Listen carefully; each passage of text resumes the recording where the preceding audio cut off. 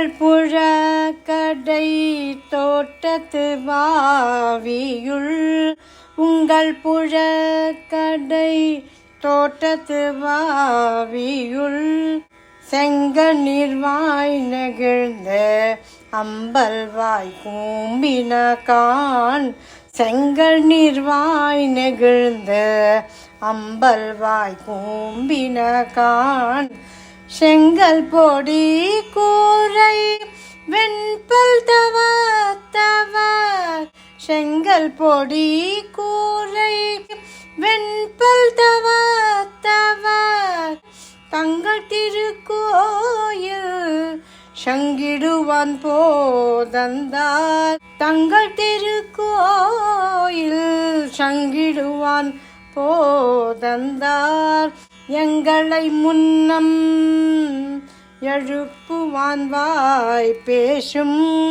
எங்களை முன்னம் எழுப்புவான் வாய் பேசும், நங்காய் எழுந்திராய் நாணாதாய் நாவுடையாய், நங்காய் எழுந்திராய் நாணாதாய் நாவுடையாய், சங்கோடு சக்கரம் ஏந்தும் தட கையன், சங்கோடு சக்கரம் ஏந்தும் தட கையன், பங்கைய கண்ணானை பாடலோரம் பாபாய், பங்கைய கண்ணானை பாடலோரம் பாபாய். திருப்பாவையில் 14வது பாசுரம் உங்கள் புழக்கடை. இந்த 14வது பாசுரத்தின் அர்த்தம்: